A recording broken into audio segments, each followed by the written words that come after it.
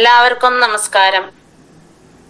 നമ്മളെല്ലാം ആകാംക്ഷയോടെ കാത്തിരുന്ന സ്നേഹസംഗമം ഗ്രൂപ്പ് നടത്തിയ കവിത പാരായണത്തിന്റെ റിസൾട്ട് ഈ സംഗമത്തിൽ അറിയുന്നതാണ്. ദർശന ക്ലബിന്റെ ആഭിമുഖ്യത്തിൽ എല്ലാ ശനിയാഴ്ചയും നടത്തിവരുന്ന സ്നേഹസംഗമത്തിന്റെ 161ാമത് സ്നേഹസംഗമമാണ് ഇവിടെ ആരംഭിക്കുന്നത്. ഈ സ്നേഹസംഗമത്തിന്റെ നേതൃത്വം വഹിക്കുന്നത് ദർശന സർവീസ് സൊസൈറ്റിയുടെ ജീവന്റെ ഉറവ എന്ന ഗ്രൂപ്പാണ്. ഇതിലേക്ക് എത്തിച്ചേർന്നിരിക്കുന്ന എല്ലാ വിശിഷ്ട വ്യക്തികളെയും എല്ലാ ഗ്രൂപ്പ് അംഗങ്ങളെയും ഞാൻ സ്നേഹത്തോടെ സ്വാഗതം ചെയ്യുന്നു. പ്രാർത്ഥന ഗാനത്തോടെ നമുക്ക് മീറ്റിംഗ് ആരംഭിക്കാം. പ്രാർത്ഥന ഗാനം ആലപിക്കുന്നതിനായി കുമാരി മിനി പാവർട്ടിയെ ഏറ്റവും സ്നേഹത്തോടെ ഞാൻ ക്ഷണിക്കുന്നു. Welcome to screen. ലോകം മുഴുവൻ സുഖം പകരാന സ്നേഹം ദൈവമേ, ലോകം മുഴുവൻ സുഖം പകരാന സ്നേഹം ദൈവമേ,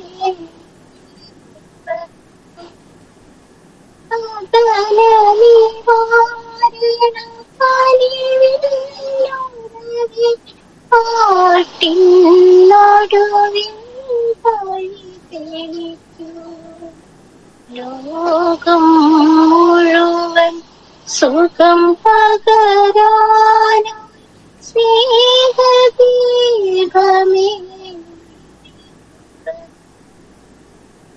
പരീക്ഷണത്തിൻ വാൾമുനയിൽ അടനിരത്തിൽ ഞങ്ങൾ വീഴുമ്പോൾ ഹൃദയാക്ഷതയാൽ രക്തം ചിന്തി മിന്നിലെ പുഴയിൽ പാഴും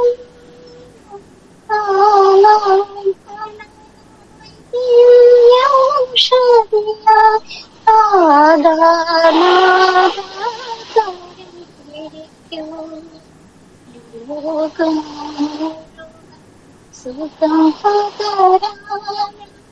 സ്നേഹദീപമേ.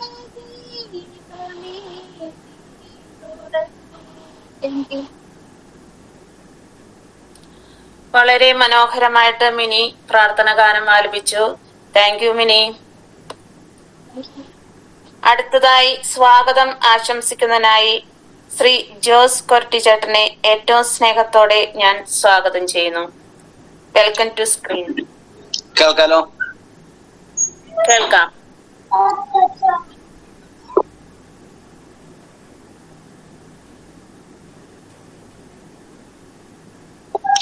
സ്നേഹം നിറഞ്ഞവരെ, 161ാമത് സ്നേഹസംഗമത്തിന്റെ നിറവിലാണ് നമ്മൾ. സ്നേഹസംഗമം ഇതുപോലെ മുന്നോട്ട് കൊണ്ടുപോകുന്നത് എല്ലാവരുടെയും അകമഴിഞ്ഞ സഹനത്തോടെയാണ്. അതിന് ആദ്യമേ നന്ദി പറയാണ്. സ്നേഹം നിറഞ്ഞവരെ, ഇന്നത്തെ 161ാം സ്നേഹസംഗമത്തിന്റെ അധ്യക്ഷനായി എത്തിച്ചേർന്നിരിക്കുന്ന നമ്മുടെ ദർശന ക്ലബിന്റെ നെടുംതൂണും നമ്മളുടെ മുമ്പോട്ടും പിമ്പോട്ടുമുള്ള എല്ലാ മാർഗങ്ങളുടെയും മാർഗദർശിയും നമ്മുടെ കൂടപ്പിറപ്പ് പോലെ നടക്കുന്ന നമ്മുടെ ഉറ്റ സ്നേഹിതനേക്കാൾ സ്നേഹിതനായിട്ട് നടക്കുന്ന ബഹുമാനപ്പെട്ട റവറൻ ഫാദർ സോളമൻ കടമ്പാട്ട് പറമ്പിൽ അച്ഛനെ ഏറ്റവും സ്നേഹത്തോടെ നമ്മുടെ ഈ എളിയ ഗൂഗിൾ മീറ്റിലേക്ക് ഹാർദവമായി സ്വാഗതം ചെയ്യുന്നു. ഉദ്ഘാടനം ചെയ്യാനായിട്ട് എത്തിച്ചേരുന്ന reverend father Jio Patole CM സാഗബൻ vocational promoter ആയിരിക്കുന്ന അച്ഛനെ ഈ ഗൂഗിൾ മീറ്റിലേക്ക് 161ാം ഉദ്ഘാടനം ചെയ്യുന്നതിനായിട്ട് ഹാർദവമായി സ്വാഗതം ചെയ്യുന്നു. ഇന്ന് സ്നേഹസംഘം കമ്മിറ്റി നടത്തിയ കവിതാ പാരായണത്തിന്റെ വിജയികളെ പ്രഖ്യാപിക്കുന്നതും ജിയോ അച്ഛനാണ്. അച്ഛ അതും സ്നേഹത്തോടെ ചെയ്തു തരണം. മുഖ്യാതിഥിയായി എത്തിച്ചേരിക്കുന്ന നമ്മുടെ ഗ്രൂപ്പ് അംഗം ശ്രീമതി ഡോക്ടർ സാന്ദ്ര, അമല മെഡിക്കൽ കോളേജിലെ പ്രമുഖ വ്യക്തി, പ്രമുഖ ഡോക്ടർ, നമ്മുടെ സ്വന്തം, നമ്മുടെ ഗ്രൂപ്പ് അംഗം ഡോക്ടറെ ഹാർദവമായി ഈ ഗൂഗിൾ മീറ്റിലേക്ക് സ്വാഗതം ചെയ്യുന്നു. അവതരണം നടത്തിക്കൊണ്ടിരിക്കുന്ന ലിജി അങ്കമാലിയെ ഈ ഗൂഗിൾ മീറ്റിലേക്ക് സ്വാഗതം ചെയ്യുന്നു. പ്രാർത്ഥന നടത്തിയ കുമാരി മിനി പാവട്ടിയെ സ്വാഗതം ചെയ്യുന്നു. റിപ്പോർട്ട് അവതരിപ്പിക്കുന്ന കുമാരി ലിജി നാട്ടിക മനോഹരമായിട്ട് 3-4 പ്രാവശ്യങ്ങളായിട്ട് നടത്തിക്കൊണ്ടിരിക്കുന്ന കുമാരി ലിജി നാട്ടികയെ, ലീന നാട്ടികയെ ഈ ഗൂഗിൾ മീറ്റിലേക്ക് ഹാർദവമായി സ്വാഗതം ചെയ്യുന്നു. നമ്മുടെ പ്രസിഡന്റ്, സെക്രട്ടറി എല്ലാവരെയും, PRO 3 പേരെയും ഈ ഗൂഗിൾ മീറ്റിലേക്ക് ഹാർദവമായി സ്വാഗതം ചെയ്യുന്നു. ഇതിലെത്തിച്ചേർന്നിരിക്കുന്ന മറ്റു പല വിശിഷ്ട വ്യക്തികളും അതുപോലെ തന്നെ ആശംസ പറയാനെത്തിയിരിക്കുന്ന ശ്രീമതി ബിന്ദു സന്തോഷ്, ഞാൻ മുമ്പേ അറിയുന്ന ഒരു വ്യക്തിത്വം കൂടിയാണ്. അതുകൊണ്ട് അത് പറയാൻ വിട്ടുപോയതിൽ വീണ്ടും ക്ഷമ ചോദിക്കാതെ, പാറക്കടവ് ഗ്രാമപഞ്ചായത്ത് മെമ്പർ 6ാം വാർഡിലെ ഏറ്റവും വിശേഷപ്പെട്ടതാണ്. ഞാൻ പല പ്രാവശ്യങ്ങളായിട്ട് വിളിച്ച് സംസാരിച്ചിട്ടുള്ള വ്യക്തിയാണ്. ബിന്ദു മേഡത്തിനെ ഹാർദവമായി ഈ ഗൂഗിൾ മീറ്റിലേക്ക് സ്വാഗതം ചെയ്യുന്നു. വീണ്ടും ഒരിക്കൽ കൂടി ക്ഷമ ചോദിക്കുന്നു.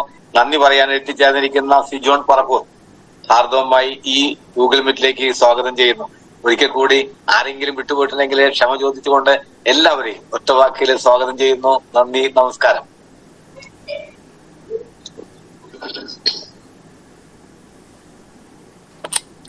എല്ലാവരെയും വളരെ മനോഹരമായിട്ട് ജോസേട്ടൻ സ്വാഗതം ചെയ്തു. താങ്ക് യു ജോസേട്ട. റിപ്പോർട്ട് വായിക്കുന്നതിനായി ഏറ്റവും സ്നേഹത്തോടെ കുമാരി ലീന MJ നാട്ടികയെ ഞാൻ ക്ഷണിക്കുന്നു. Welcome to screen. Thank you. 2017 December 10 Darshana club തൃശൂരിൽ ആരംഭം കുറിച്ചു. 4 വർഷങ്ങൾക്ക് ശേഷം 2022 ജനുവരി 19 ദർശന ക്ലബ്ബ് രജിസ്റ്റർ ചെയ്യപ്പെടുകയുണ്ടായി. 2024 ജനുവരി ദർശന ക്ലബ്ബ് രജിസ്റ്റർ ചെയ്തു. ദർശന ക്ലബ്ബ് ദർശന സർവീസ് സൊസൈറ്റിയുടെ ഒരു യൂണിറ്റായി പ്രവർത്തിച്ചു വരുന്നു. ദർശന സർവീസ് സൊസൈറ്റി ഇന്ത്യ മുഴുവനും മുഖ്യമായി ഭിന്നശേഷിക്കാരുടെ സർവോന്മുഖ പുരോഗതിക്കായി പ്രവർത്തിക്കാൻ ആഗ്രഹിക്കുന്നു. ദർശന ക്ലബിന്റെയും ദർശന സർവീസ് സൊസൈറ്റിയുടെയും കീഴിൽ പ്രവർത്തിക്കുന്ന മറ്റു വിവിധ ഗ്രൂപ്പുകൾ ഇവയാണ്: ക്രിക്കറ്റിന് വേണ്ടി കാഴ്ച പരിമിതരുടെ 3 ടീം, കാഴ്ച പരിമിതരുടെ 2 ഫുട്ബോൾ ടീം, ഭാഗിക കാഴ്ച പരിമിതരുടെ 2 ഫുട്ബോൾ ടീം, കാഴ്ച പരിമിതരുടെ ശിങ്കാരിമേളം, അവരുടെ തന്നെ ഓർക്കസ്ട്ര ടീം, ഫ്യൂഷൻ ടീം, നാടൻ പാട്ട് എന്നിവ എടുത്തു പറയേണ്ട ശ്രദ്ധേയമായ പ്രോഗ്രാമുകളിൽ ഒന്നാണ്. കൂടാതെ കാഴ്ച പരിമിതർക്ക് വേണ്ടിയുള്ള ചെസ്സും ഡ്രാമ ടീമും പ്രവർത്തിച്ചു വരുന്നു. ദർശന സ്വിമ്മിംഗ് ടീം കാഴ്ച പരിമിതർക്കും ചലന പരിമിതർക്കും ഉയരം കുറഞ്ഞവർക്കും സ്ത്രീ പുരുഷ ഭേദമന്യേ പരിശീലനം നൽകുകയും ജില്ലാ സംസ്ഥാന ദേശീയ തലങ്ങളിലേക്ക് മത്സരത്തിനായി പ്രാപ്തരാക്കുകയും ചെയ്യുന്നു. ദർശന വീൽചെയർ ബാസ്കറ്റ്ബോൾ ടീം ചലന പരിമിതർക്കു വേണ്ടി സ്പോർട്സ് വീൽചെയർ ഉപയോഗിച്ചുകൊണ്ട് സ്ത്രീ പുരുഷ ഭേദമന്യേ ബാസ്കറ്റ്ബോൾ പരിശീലിപ്പിക്കുകയും ജില്ലാ സംസ്ഥാന ദേശീയ തലങ്ങളിലേക്ക് അവരെ സജ്ജമാക്കുകയും ചെയ്യുന്നു. ഗ്ലോറിയ ഗ്രൂപ്പ് ചലന പരിമിതർക്ക് പാട്ട് പാടുന്നതിനും മാനസികോല്ലാസത്തിനും ബുദ്ധി വളർച്ചയ്ക്കും വേണ്ട കാര്യങ്ങൾ ഈ ഗ്രൂപ്പിലൂടെ നടത്തിവരുന്നു. മത്സരത്തിൽ വിജയിക്കുന്നവർക്ക് ക്യാഷ് പ്രൈസ് നൽകി വരുന്നു. തിരുഹൃദയ ഗ്രൂപ്പ് ചലന പരിമിതർക്കും കിടപ്പ് രോഗികൾക്കും പ്രാർത്ഥനയിലൂടെ ആശ്വാസം നൽകുന്ന ഗ്രൂപ്പാണിത്. പ്രാർത്ഥനയോടൊപ്പം തന്നെ പരസ്പരം വേദനകൾ പങ്കുവെക്കുന്നതിനും സാമ്പത്തികമായി പിന്നോക്കം നിൽക്കുന്നവരെ സഹായിക്കുകയും ചെയ്യുന്ന ഗ്രൂപ്പാണിത്. ജീവന്റെ ഉറവ ചലന പരിമിതർക്കും കാഴ്ച പരിമിതർക്കും വേണ്ടിയുള്ള ഗ്രൂപ്പാണ് ജീവന്റെ ഉറവ എന്ന ഓർക്കസ്ട്ര ടീം. ചാനലുകളിലൂടെയും മറ്റു വേദികളിലും അവരുടെ കഴിവുകൾ തെളിയിക്കാൻ പോകാറുണ്ട്. ലിറ്റിൽ ബ്രദറൻ ഗ്രൂപ്പ് ഉയരം കുറഞ്ഞവർക്ക് വേണ്ടിയുള്ള ഗ്രൂപ്പാണിത്. ഇതിലൂടെ അവരുടെ മാനസിക ശാരീരിക വ്യതകൾ പരസ്പരം പങ്കുവയ്ക്കാനും കലാകായിക വിദ്യാഭ്യാസ മേഖലകളിൽ ശ്രദ്ധ പതിപ്പിക്കുന്നതിനും വേണ്ടിയുള്ള ഒരു ഗ്രൂപ്പാണിത്. മാർഗദർശികൾ ദർശന ക്ലബിന്റെ ചാനലിലൂടെ മാർഗദർശികൾ എന്ന അഭിമുഖത്തിൽ പങ്കെടുത്ത വ്യക്തികളുടെ കൂട്ടായ്മയാണ്.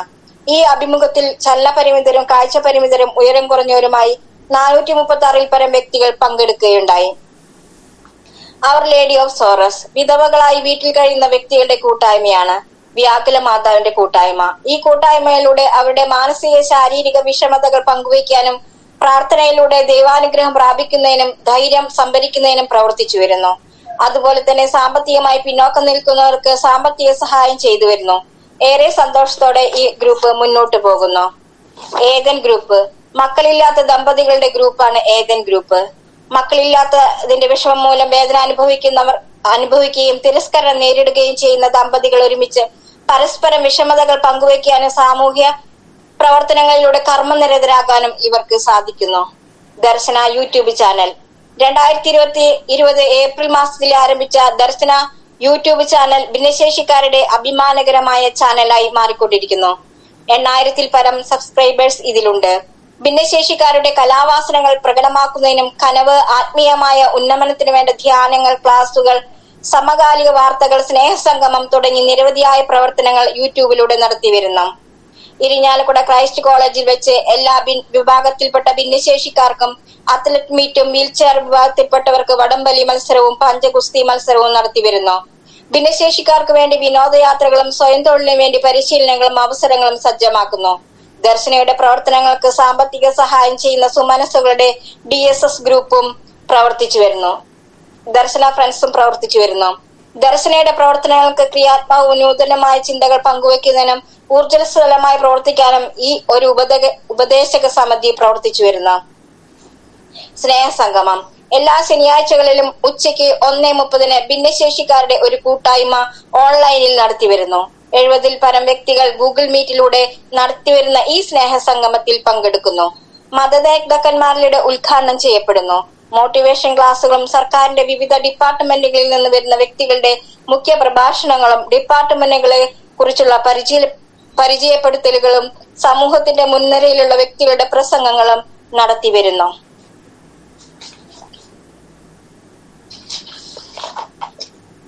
റിപ്പോർട്ട്. പ്രിയമുള്ളവരെ, 6/7/2024 ശനിയാഴ്ച ഉച്ചയ്ക്ക് 1:30 Darshana club director reverend father Solomon Kadambattuparambil CMI യുടെ അധ്യക്ഷതയിൽ ചേർന്ന 160-ാം സ്നേഹസംഗമത്തിന്റെ റിപ്പോർട്ട്. ഈ ആഴ്ച സ്നേഹസംഗമം മാർഗദർശികളായിരുന്നു ഗ്രൂപ്പായിരുന്നു. അവതരണം ലിജോ കോഴിക്കോട്. പ്രാർത്ഥന ശ്രീ തങ്കച്ചൻ TJ. സ്വാഗതം ശ്രീമതി ഗീത കണ്ണൂർ. ഗ്രൂപ്പുകളെ പരിചയപ്പെടുത്തി റിപ്പോർട്ട് അവതരിപ്പിച്ചത് ലീന MJ നാട്ടിക. റിപ്പോർട്ട് യോഗം പാസാക്കി. തുടർന്ന് അധ്യക്ഷനായ സോളമനച്ചന്റെ വാക്കുകളിലേക്ക്. എല്ലാവർക്കും നമസ്കാരം. ഇവിടെ എത്തിച്ചേർന്ന വിശിഷ്ട വ്യക്തികൾക്ക് സ്വാഗതം. വളരെ ഉയരത്തിൽ പറക്കുന്ന പരുന്ത് തന്റെ കുഞ്ഞുങ്ങളെ പറക്കാൻ പഠിപ്പിക്കുന്ന കഥ പറഞ്ഞു തന്നു. എപ്പോഴും പരുന്ത് അമ്മ പരുന്ത് കുഞ്ഞൻ പരുന്ത് തളരുമ്പോഴൊക്കെ അമ്മ പരുന്ത് ചിറകിലിരുത്തി സഹായിക്കും. ഇങ്ങനെ ഇത് ആവർത്തിച്ച് കുഞ്ഞു പരുന്തിനെ പറക്കാൻ പഠിപ്പിക്കുന്നു. നമ്മൾ പലവിധ അവസ്ഥകൾ ജീവിക്കുമ്പോൾ നമുക്ക് പറന്നുയരാൻ സാധിക്കില്ല എന്ന് പലരും ചിന്തിക്കുന്നുണ്ടാവും. അങ്ങനെയല്ല, ഒത്തിരി അവസരങ്ങൾ നമ്മെ തേടി വരുന്നുണ്ട്. നമ്മൾ അത് ഉപയോഗിക്കുക.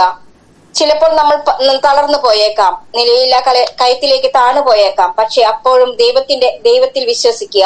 നമ്മെ കൈപിടിച്ചുയർത്താൻ സുരക്ഷമായ ഒരു തണൽ വരുമെന്ന്. എല്ലാവർക്കും നന്മകൾ ആശംസിച്ചുകൊണ്ട് നിർത്തുന്നു. നമസ്കാരം. ഉദ്ഘാടന കർമ്മം നിർവഹിക്കാൻ എത്തിയത് റവറന്റ് ഫാദർ ക്രിസ്റ്റി മരത്തോത്ര, കോട്ടപ്പുറം രൂപത. സ്നേഹമുള്ളവരെ, എന്നെ തന്നെ പരിചയപ്പെടുത്താം. ഞാൻ കോട്ടപ്പുറം രൂപത പൊയ്യ സ്വദേശിയാണ്. ബിന്ദു വഴിയാണ് ഞാൻ ഇവിടെ എത്തിയിരിക്കുന്നത്. റിപ്പോർട്ട് വായിച്ചു കേട്ടപ്പോൾ ആവേശം തോന്നി. ദർശന ചെയ്യുന്ന കാര്യങ്ങൾ സാധാരണ എല്ലാവരും ചെയ്യുന്ന ആളുകളെക്കാൾ മികച്ചതാണ്. ഇന്ന് സമൂഹത്തിൽ നഷ്ടപ്പെട്ടുകൊണ്ടിരിക്കുന്ന സ്നേഹം സ്നേഹ സമൂഹമായി മാറട്ടെ. ദൈവമാണ് നിങ്ങളെ നോക്കാൻ ഏറ്റവും നല്ല മാതാപിതാക്കളെ തിരഞ്ഞെടുത്തത്. ആ മാതാപിതാക്കൾക്ക് മറ്റുള്ള മക്കളെക്കാൾ സ്നേഹം കൂടുതൽ കോരി കൊടുക്കും നിങ്ങൾ. സ്നേഹമുള്ളവരെ, എല്ലാ ആശംസകളും നേർന്നുകൊണ്ട് ഉദ്ഘാടന കർമ്മം ചെയ്യുന്നു. മുഖ്യ അതിഥിയായി എത്തിയത് സൈക്കോളജിസ്റ്റായ ഡോക്ടർ ചാൾസ് ചീരമ്പനായിരുന്നു. എല്ലാവർക്കും നമസ്കാരം. എന്നെ വിളിച്ചതിന് നന്ദി പറയുന്നു. ഈ കൂട്ടായ്മയുടെ സന്തോഷത്തോടെയും സമാധാനത്തോടെയും കടന്നു പോകുന്നത് ഞാൻ കാണുന്നുണ്ട്. എന്റെ വീട്ടിൽ നിന്ന് അറിയുന്നുണ്ട്. ദർശന ക്ലബ്ബ് തുടങ്ങുന്ന സമയത്ത് എന്തായിരുന്നു സോളമനച്ചന്റെ സ്വപ്നം എന്ന് പറയുമോ? വെറുതെ ഇരിക്കാതെ, നിരാശരാകാതെ സന്തോഷത്തോടെ ഇരിക്കുക. സ്വർഗത്തിലെ മാലാഖമാരെ പോലെ ചിറകു വിരിച്ച് പറക്കുക. ദൈവം നിങ്ങളെ അനുഗ്രഹിക്കട്ടെ. വിശിഷ്ട അതിഥിയായി എത്തിയത് Shri Joshi CM, headmaster Tharakans HS Aranattukara. ഞാൻ ദർശന കൂട്ടായ്മയിലേക്ക് ആദ്യമായിട്ടാണ് കടന്നു വരുന്നത്. എന്റെ വിദ്യാലയത്തിലെ ക്ലർക്കായ പ്രിൻസ് വഴിയാണ് ഈ കൂട്ടായ്മയെ കുറിച്ച് അറിയാൻ സാധിച്ചത്. ഇതിന്റെ പ്രവർത്തനങ്ങളെ കുറിച്ച് അറിഞ്ഞപ്പോൾ വളരെ സന്തോഷമുണ്ടായി. നിങ്ങളെ പോലെ തന്നെ ഭിന്നശേഷിക്കാരനായ ഒരു വ്യക്തിയാണ് ഞാൻ. നമ്മുടെ കഴിവുകൾ നമ്മളിൽ തന്നെ ഒതുങ്ങിക്കൂടാതെ പ്രകാശിപ്പിക്കുക, പരിശ്രമിക്കുക. എനിക്ക് അവസരം തന്നതിന് നന്ദി പറയുന്നു. വന്നവർക്കെല്ലാം ജോർജ് ചാലിശ്ശേരി വളരെ സ്നേഹത്തോടെ നന്ദി പറഞ്ഞു. 160-ാം സ്നേഹ സംഗമം വളരെ ഭംഗിയായി അവസാനിച്ചു. ഈ റിപ്പോർട്ട് അംഗീകാരത്തിനായി സമർപ്പിക്കുന്നു.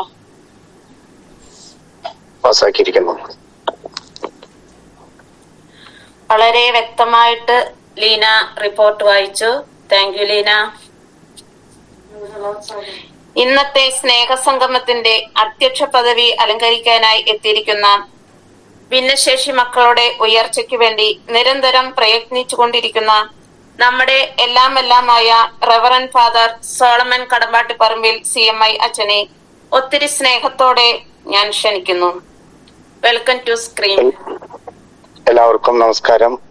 ഞാൻ സ്ക്രീനിൽ വിസിബിൾ ആകുന്നില്ല, ഞാൻ വണ്ടിയിലാണ്.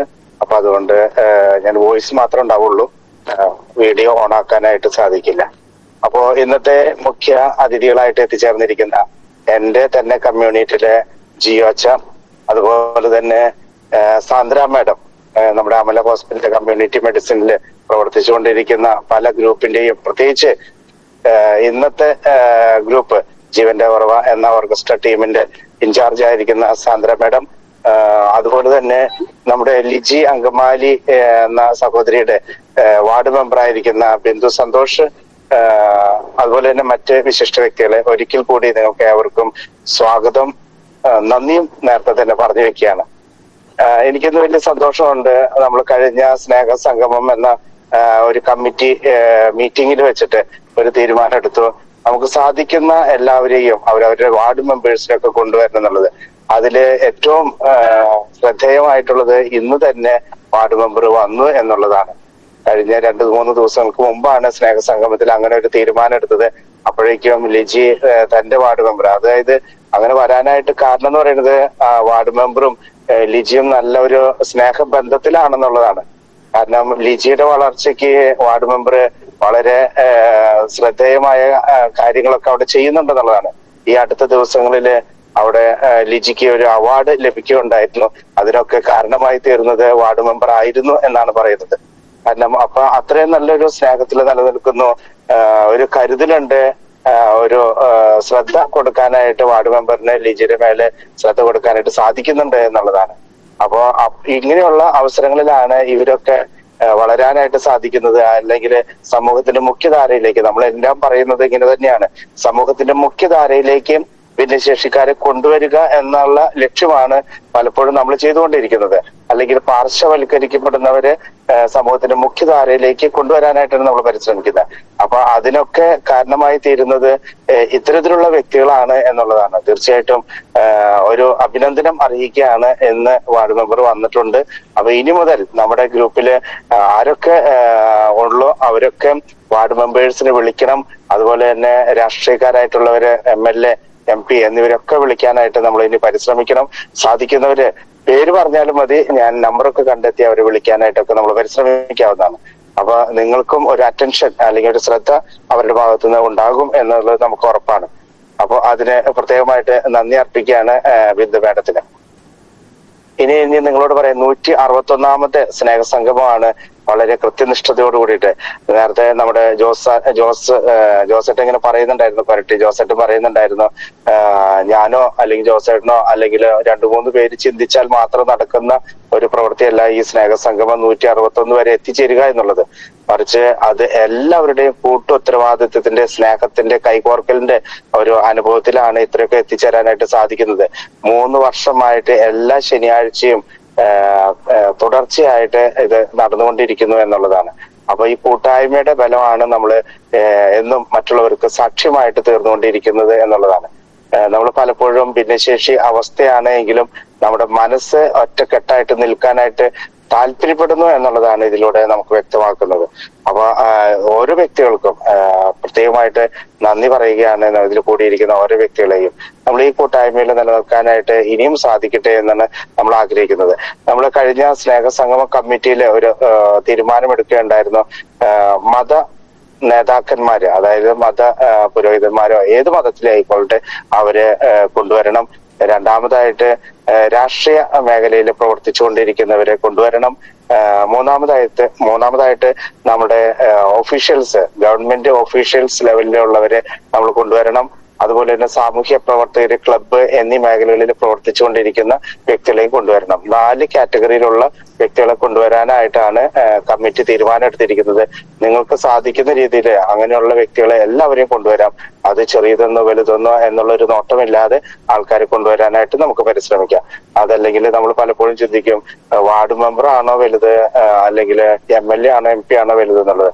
ഏറ്റവും നമ്മെ സ്നേഹിക്കുന്നത് നല്ല അയൽക്കാരന്റെ ഉപമ നമുക്കറിയാൻ പറ്റുമല്ലോ. നല്ല അയൽക്കാരന്റെ ഉപമ എന്ന് പറയുന്നത് നമ്മെ സഹായിക്കാനായിട്ട് തയ്യാറായിട്ട് മുന്നോട്ട് വരുന്നവരെ ആണ് നല്ല അയൽക്കാരൻ എന്ന് പറയുന്നത്. അല്ലാതെ സ്ഥാനങ്ങളെല്ലാം നമുക്ക് സ്നേഹമാണ് ഏറ്റവും വലുതായിട്ട് ഉള്ളത്. അപ്പൊ നമ്മെ സഹായിക്കുന്ന ഓരോ വ്യക്തികളെയും നമ്മള് സമൂഹത്തിൽ നമ്മുടെ മുമ്പിൽ കൊണ്ടുവരാനും നമ്മുടെ അവസ്ഥകളെ മനസ്സിലാക്കിച്ചു കൊടുക്കാനും നമുക്ക് സാധിക്കട്ടെ. അപ്പൊ അതിനായിട്ട് ഇന്ന് എത്തിച്ചേർന്നവർക്ക് പ്രത്യേകമായിട്ട് ഒരിക്കൽ കൂടി സ്വാഗതം അർപ്പിക്കുന്നു. അപ്പൊ നമ്മുടെ സ്നേഹസംഗമം കണ്ട് അവർ സന്തോഷിച്ച് അവരും നമുക്ക് വേണ്ടി എന്നും കൂട്ടാളികളായിട്ട് നിൽക്കാനായിട്ട് നമ്മൾ ഉത്തരവാദിത്വത്തിൽ ഇനിയും മുന്നേറാനായിട്ട് സാധിക്കട്ടെ എന്ന് ആശംസിച്ചുകൊണ്ട് ഇന്നത്തെ ഈ സ്നേഹസംഗമത്തിൽ ഒരിക്കൽ കൂടി നന്ദി പറഞ്ഞുകൊണ്ട് ആശംസകൾ അർപ്പിച്ചുകൊണ്ട് നിർത്തുന്നു. നന്ദി, നമസ്കാരം. താങ്ക് യു അച്ഛ. വളരെ തിരക്കുകൾക്കിടയിലും അച്ഛൻ എത്തിച്ചേർന്നതിന് ഒത്തിരി നന്ദി പറയുന്നു. സ്ഥാനമല്ല സ്നേഹമാണ് വലുത് എന്ന സന്ദേശം, വലിയൊരു സന്ദേശം ഞങ്ങൾക്ക് നൽകിയതിന് അച്ഛനോട് ഞങ്ങൾ നന്ദി പറയുന്നു. Thank you. അടുത്തതായി ഈ സ്നേഹ സംഗമം ഉദ്ഘാടനം ചെയ്യാൻ എത്തിയിരിക്കുന്ന reverend father Geo Kottoli CMI, Bhopal province, Sagar Bhavan, Thrissur vocation promoter അച്ഛനെ ഒത്തിരി സ്നേഹത്തോടെ ബഹുമാനത്തോടെ ഞാൻ ക്ഷണിക്കുന്നു. Welcome to screen. ഒത്തിരി സ്നേഹമുള്ളവരെ, ഞാൻ ഒടിവുള്ള കേൾക്കുന്നുണ്ടോ പറയുന്നത്? കേക്കാം അച്ഛാ, കേക്കാം. ഓക്കെ. അപ്പോ ഒത്തിരി സന്തോഷമുണ്ട്. എല്ലാവരും ഇന്ന് ഈ സ്നേഹ സമ്മേളനത്തിലേക്ക് അല്ലെങ്കിൽ ഈ ഒരു ദർശന ക്ലബ്ബ് നടത്തുന്ന ഈ ഒരു ഓൺലൈൻ മീറ്റിലേക്ക് സൗണ്ട് കുറവുണ്ട്. ഒത്തിരി കൂടി സൗണ്ടിൽ നിങ്ങൾക്ക് നടത്തുന്നാൽ. താങ്ക് യു അച്ഛാ. ഇപ്പൊ കേൾക്കാവോ? ഹലോ, കേൾക്കാം. സൗണ്ട് കുറവുണ്ടെന്ന് മാത്രമേ ഉള്ളൂ, കുഴപ്പമില്ല. ഈ 161 സ്നേഹ സമ്മേളനത്തിലേക്ക് ഒരു കടന്നു വരുവാനും അതിന്റെ ഭാഗമാകുവാനും സാധിച്ച ഞാൻ ഒത്തിരി സന്തോഷവാനാണ്. ഞാൻ ആദ്യം തന്നെ എന്നെ തന്നെ ഇൻട്രൊഡ്യൂസ് ചെയ്യാം. ഞാൻ ഒരു CMI അച്ഛനാണ്. സോളമൻ അച്ഛന്റെ കമ്മ്യൂണിറ്റിയില് ഇവിടെയുണ്ട്, തൃശ്ശൂര്. ഈ ഡിസംബറിൽ പട്ടം കിട്ടി അച്ഛനായി. പിന്നെ ഫോർമേഷൻ മൊത്തം പഠിച്ചത് മൊത്തം നോർത്ത് ഇന്ത്യയിലായതുകൊണ്ട് മലയാളം അത്ര ഫ്ലുവന്റ് അല്ല. നിങ്ങൾ എല്ലാവരും പറയുന്നത് പോലെ അങ്ങനെ എടുത്തെടുത്ത് പറയാനൊന്നും അറിയത്തില്ല. എന്നാലും ഞാൻ സോളമനാച്ചന്റെ കൂടെ പല സ്ഥലങ്ങളിലും ഉണ്ടായിരുന്നു. മിഷനിലായിരുന്നപ്പോ ടഡയിലൊക്കെ കുറച്ച് 2 പ്രാവശ്യമൊക്കെ പോയിട്ടുണ്ട് അച്ഛന്റെ കൂടെ. അപ്പൊ അതിൽ നിന്ന് എനിക്കറിയാം അച്ഛന്റെ മിഷണറി സ്പിരിറ്റ് എന്താണെന്ന്. അപ്പൊ അതിൽ നിന്നൊക്കെ ഞാൻ ഒത്തിരി ഇൻസ്പയർഡ് ആണ്. പിന്നെ എനിക്കറിയാം ഈ ക്ലബിന്റെ ഒത്തിരി കാര്യങ്ങൾ, ആക്ടിവിറ്റീസ് നമ്മൾ ഈ ആയതുകൊണ്ട് എനിക്ക് കുറച്ച് കാര്യങ്ങളൊക്കെ അറിയാം. അപേക്ഷയില്ലാതെ സേവന മനസ്കതയോടെ മാത്രം പ്രവർത്തിച്ചു പോരുന്ന ഒരുപാട് സുമനസ്സുകളുടെ കൂട്ടായ്മയാണ് ഈ സ്നേഹ സമൂഹം എന്ന് അറിയാമെന്നതിൽ ഒത്തിരി സന്തോഷവാനാണ് ഞാൻ. ഈ ദർശന ക്ലബ്ബ് സമൂഹത്തിന് ചെയ്തു പോരുന്ന സേവനങ്ങള് വിലമതിക്കാത്തത് തന്നെയാണ്. ഇന്ന് നമ്മൾ ഈ ഒരുമിച്ച് കൂടിയിരിക്കുന്നത് തന്നെ അതിന്റെ വലിയൊരു തെളിവാണെന്ന് ഞാൻ വിശ്വസിക്കുകയാണ്. പിന്നെ പ്രത്യേകമായിട്ട് അച്ഛൻ പറഞ്ഞായിരുന്നു 1-2 വാക്കുകളൊക്കെ മെസ്സേജ് പോലെ പറയുന്നത് നന്നായിരിക്കുമെന്ന്. അങ്ങനെ ഞാൻ മെസ്സേജ് നൽകാനും മാത്രം വലിയൊരു വ്യക്തിയൊന്നും അല്ല. എന്റെ ആദ്യത്തെ ഉദ്ഘാടനമായിരിക്കും ഇത്, ലൈഫിലെ ആദ്യത്തെ ഉദ്ഘാടനമാണ്. അപ്പോ ഒരു മെസ്സേജ് എന്ന രീതിയിൽ നമ്മള് എല്ലാവരും ജീവിതത്തിൽ ഒത്തിരി പലപ്പോഴും വീണവരാണ്. ഇടയ്ക്കൊക്കെ വീണു പോയിട്ടുണ്ട് നമ്മുടെ ജീവിതത്തിൽ. എഴുന്നേറ്റ് നടക്കാൻ പിന്നീട് നമുക്ക് സാധിച്ചിട്ടുണ്ട്. അതിന്റെ കാരണം മറ്റൊന്നുമല്ല, നമ്മുടെ ആത്മവിശ്വാസം തന്നെയാണ്, അല്ലെ? നമ്മൾ ഓരോരുത്തരും നമ്മുടെ ഉള്ളിന്റെ ഉള്ളിൽ നിന്ന് ഒരു ആത്മവിശ്വാസം വരികയും നമ്മൾ പിന്നീട് എണീറ്റ് നടക്കുകയാണ് ചെയ്യുന്നത്. വീണുപോയി എന്ന് വിചാരിച്ചിട്ട് ഒരിക്കലും തിരിച്ചു നടക്കാത്തവര് ജീവിതത്തിൽ ഉയർന്നിട്ടില്ല ഒരിക്കലും. അപ്പൊ അങ്ങനെ നമ്മൾ ഇന്ത്യക്കാരെന്ന നിലയിൽ നമ്മൾ ഏറ്റവും കൂടുതൽ ടിവിയിലൊക്കെ കാണുന്ന ഒരു സ്പോർട്സ് ആണ് ക്രിക്കറ്റ്. ഇപ്പൊ നമുക്കറിയാം രണ്ട് കളിക്കാരെ കുറിച്ച് ഞാൻ പറയാൻ ആഗ്രഹിക്കുക. ആദ്യത്തെ ബ്രെയിൻ ലാറ, വെസ്റ്റ് ഇൻഡീസ് കളിക്കാരനാണ്. പുള്ളിക്കാരന് 2002 ഒരു അസുഖം ബാധിച്ചിട്ട് താൽക്കാലികമായിട്ട് കളിയിൽ നിന്ന് വിട്ടു നിൽക്കേണ്ടതായിട്ട് വന്നു. പിന്നീട് 2004 പുള്ളി ഒരു തിരിച്ചുവരവ് നടത്തിയായിരുന്നു. ഒരു വേൾഡ് റെക്കോർഡോടുകൂടെ ഇംഗ്ലണ്ട് ടെസ്റ്റ് പരമ്പരയിൽ പുള്ളിക്കാരൻ ഒരു 400 റൺസിന്റെ നോട്ട് ഔട്ട് കളിച്ചു. അപ്പൊ അങ്ങനെയാണ് ആരാധകർക്ക് പുള്ളി ഒരു മറുപടി നൽകിയത് സ്നേഹത്തിന്റെ ഭാഷയിൽ. അപ്പൊ അതുപോലെ തന്നെ നമുക്കറിയാവുന്ന മറ്റൊരു കളിക്കാരനാണ് ക്രിക്കറ്റിലെ യുവരാജ് സിംഗ്. നമുക്ക് എല്ലാവർക്കും അറിയാം 6 സിക്സ് അടിച്ച് ലോകത്തിൽ തന്നെ വിറപ്പിച്ച ഒരു കളിക്കാരനായിരുന്നു. പുള്ളിക്കാരന് ക്യാൻസർ ബാധിച്ചിട്ട് പുള്ളി കളിയിൽ നിന്ന് വിരമിക്കേണ്ടതായിട്ട് വന്നു ഇടയ്ക്ക്. പിന്നീട് ആള് തിരിച്ചു വരവൊക്കെ ഉണ്ടായിരുന്നു. അപ്പൊ പുള്ളിയെ കുറിച്ച് ആർട്ടിക്കിൾസ് ഒത്തിരി എഴുതിയിട്ടുണ്ട്. അപ്പൊ ഒത്തിരി ആർട്ടിക്കിൾസ് ഞാൻ വായിക്കാൻ ഇടയായിട്ടുണ്ട്. അപ്പൊ അതില് ഒരിക്കലും ഞാൻ വായിച്ചിട്ടില്ല ക്യാൻസറിന് മുന്നിൽ തോറ്റുപോയവൻ എന്ന ഒരു അലങ്കാരത്തോടുകൂടെ പുള്ളിയെ ഒരു ലേഖകനും പ്രദർശിപ്പിച്ചിട്ടില്ല. മറിച്ച് ക്യാൻസറിനെ അതിജീവിച്ചവൻ എന്നൊക്കെയാണ് പുള്ളിയെ വിശേഷിപ്പിക്കുക. പിന്നെ പുള്ളി വീണ്ടും തിരിച്ച് ക്രിക്കറ്റ് ടീമിലേക്ക് വരികയും മികവ് കാണിക്കുകയൊക്കെ ചെയ്തിട്ടുണ്ട്. അപ്പൊ അതുപോലെ തന്നെയാണ് നമുക്ക് മുമ്പിൽ ഒത്തിരി ഉദാഹരണങ്ങളുണ്ട്. നമുക്കറിയാം, എനിക്ക് ഏറ്റവും ഇഷ്ടപ്പെട്ട ഒരു വ്യക്തിയാണ് നമ്മുടെ ഡോക്ടർ APJ അബ്ദുൽ കലാം. നമ്മുടെ രാഷ്ട്രപതി ആയിരുന്നു. പിന്നെ നമ്മുടെ ഈ മിസൈൽ ടെക്നോളജിയുടെ തലപ്പത്തൊക്കെ ഇന്ത്യയുടെ വന്നിരുന്ന ഒരു വ്യക്തിയാണ്. അപ്പൊ പുള്ളിക്കാരന്റെ ലൈഫ് എങ്ങനെയായിരുന്നു എന്നൊക്കെ നമുക്ക് അറിയാവുന്നതാണ്. ചെറുപ്പം മുതൽ എങ്ങനെയായിരുന്നു, വളരെ വളരെ പരിമിതികളിലിടയിൽ പുള്ളിക്കാരന്റെ ആ വിഷൻ മുന്നിൽ കണ്ടുകൊണ്ട് ആള് ഫുള്ളി ഡെഡിക്കേറ്റഡ് ആയിരുന്നു ആളുടെ പ്രവർത്തനങ്ങൾക്ക്. അപ്പൊ അതുപോലെ നമ്മൾ ഒരിക്കലും വീണ്ടു കൊടുക്കരുത്. വീണാലും നമ്മുടെ തകർച്ചകൾ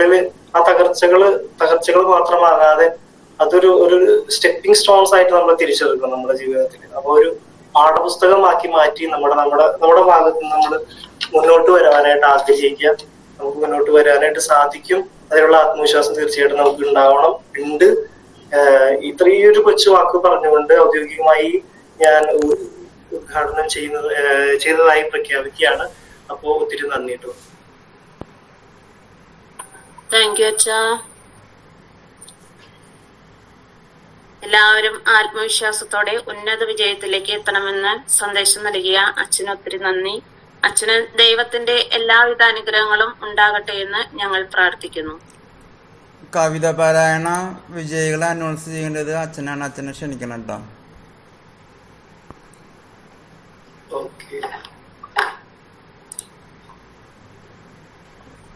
അതിന്റെ ലിസ്റ്റ് വന്നിട്ടുണ്ട്. ദർശന സർവീസ് സൊസൈറ്റി ആഭിമുഖ്യത്തിൽ നടത്തിയ കവിത പാരായണ മത്സരത്തിന്റെ വിജയികളെ പറയുകയാണ്. 3ാം സമ്മാനം കരസ്ഥമാക്കിയിരിക്കുന്നത്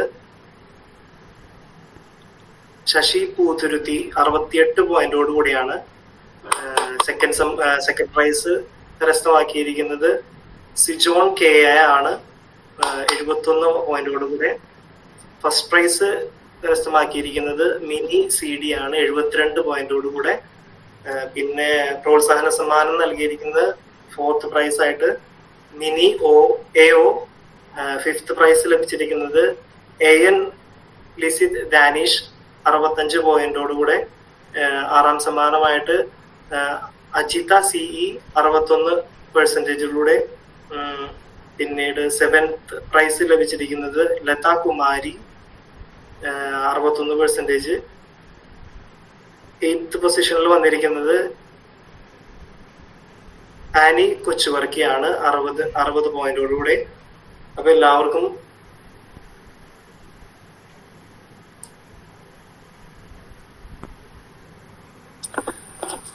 താങ്ക് യു അച്ഛാ. ഒരു മിനിറ്റ് കേട്ടാ. അച്ഛ വളരെയധികം നന്ദി അറിയിക്കുന്നു. തിരക്കുകൾക്കിടയിലും ഞങ്ങളോടൊപ്പം സഹകരിച്ചതിന്. ഞാൻ പിയൂസാണ് അച്ഛനെ വിളിച്ചിട്ടുണ്ടായിരുന്നത്. നമ്മുടെ ഓഫീസിലത്തെ അടുത്തതായി ദർശന ക്ലബിന്റെ എല്ലാ കാര്യങ്ങൾക്കും സപ്പോർട്ടായി കൂടെ നിൽക്കുന്ന അമല മെഡിക്കൽ കോളേജിലെ ഡോക്ടർ സാന്ദ്രയെ ഏറ്റവും സ്നേഹത്തോടെ ബഹുമാനത്തോടെ ഞാൻ ക്ഷണിക്കുന്നു. Welcome to screen. Thank you. Doctor സാൻഡ്രയാണ്. കമ്മ്യൂണിറ്റി മെഡിസിൻ വിഭാഗത്തിലെ അസിസ്റ്റന്റ് പ്രൊഫസറായിട്ട് വർക്ക് ചെയ്യുന്നു. 4 കൊല്ലമായിട്ട് അമലയിൽ വർക്ക് ചെയ്തുകൊണ്ടിരിക്കുകയാണ്. അപ്പൊ ഞാൻ സംസാരിക്കാൻ പോണ വിഷയം എന്ന് പറഞ്ഞു കഴിഞ്ഞാൽ, ഈ മഴക്കാലം വന്നതോടെ വരുന്ന കാര്യങ്ങളാണ് ഈ പകർച്ചപ്പനി. ഈ പകർച്ചപ്പനി പലതരത്തിലുണ്ട്. അല്ല, നിങ്ങൾക്ക് അറിയാവുന്ന പകർച്ചപ്പനികളുടെ പേര് ആരെങ്കിലും പറയാൻ പറ്റോ? ഡെങ്കിപ്പനി ഉണ്ട്. Very good. പിന്നെ എലിപ്പനി. എലിപ്പനി, വെരി ഗുഡ്. പക്ഷിപ്പനി, പക്ഷിപ്പനി. Very good. യെസ്, പലതരത്തിലുള്ള പനികളുണ്ട്. Cholera. Yes, very good. Yes. അപ്പൊ ഈ പനികളെ പറ്റി വേറെ എന്തെങ്കിലും ഉണ്ടോ പറയാൻ? H1N1. Very good, very good. അപ്പൊ ഈ പനികൾ പലതരത്തിലുണ്ട്. അപ്പൊ ഇതിന്റെ ലക്ഷണങ്ങൾ വേറെയാണ്, പിന്നെ ടെസ്റ്റ് ചെയ്ത് കണ്ടുപിടിക്കുന്ന ടെസ്റ്റുകൾ വേറെയാണ്, ഇതിന്റെ മരുന്നുകളിൽ വേറെയാണ്. അതേപോലെ തന്നെ ഇതിന് പ്രതിരോധിക്കാനുള്ള മാർഗങ്ങൾ സ്വീകരിക്കുന്നതും വേറെ തന്നെയാണ്. അപ്പൊ ഞാൻ സംസാരിക്കാൻ പോണത് ഈ സാധാരണ കാണുന്ന പനികളെ പ്രതിരോധിക്കാൻ നമുക്ക് എന്തൊക്കെ ചെയ്യാൻ പറ്റും എന്നാണ്. എനിക്ക് അതിനെപ്പറ്റി ഒരു 5 മിനിറ്റ് വർത്താനം പറയാനാണ് ഞാൻ ഉദ്ദേശിക്കുന്നത്. അപ്പൊ ആദ്യം നമുക്ക് ഡെങ്കിപ്പനിക്ക് കിടക്കാം. ഡെങ്കിപ്പനി എങ്ങനെയാണ് പകരുന്നത്? കൊതുകിലൂടെയാണ്. ഏത് കൊതുകാന്നറിയാമോ? ഈഡിസ് കൊതുക്.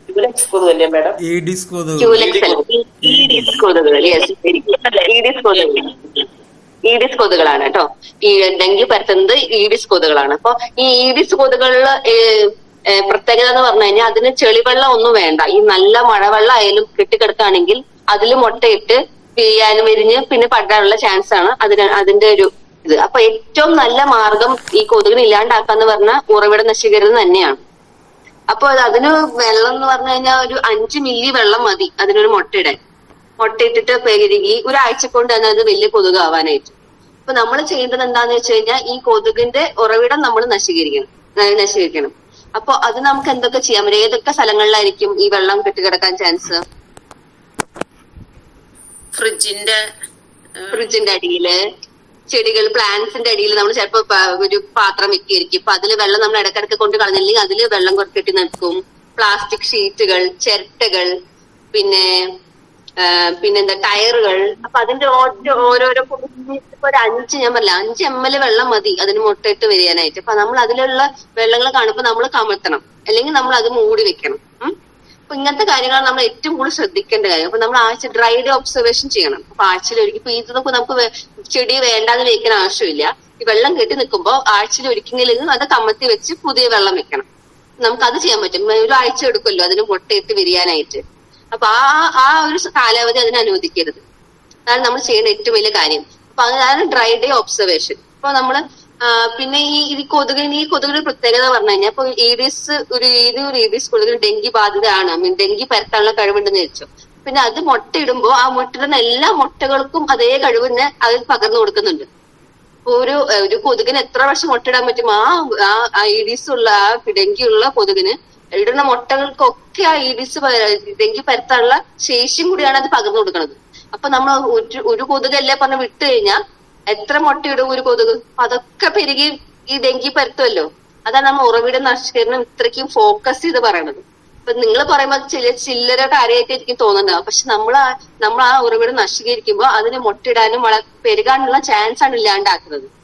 പിന്നെ അപ്പൊ ഏറ്റവും ഇമ്പോർട്ടന്റ് ഉറവിട നശീകരണം തന്നെയാണ്.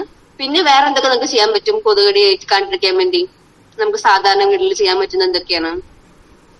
ഒരു കാര്യം, കൊതുവിനെ നമ്മള് താമസമില്ലാത്ത വീടുകൾ, ഉപയോഗിക്കാത്ത ബാത്റൂം, അതില് വെള്ളം കെട്ടി നിന്നിട്ട് ഒരുപാട് കൊതുകൾ ഉണ്ടാവുന്ന ഒരു അനുഭവങ്ങളുണ്ട്.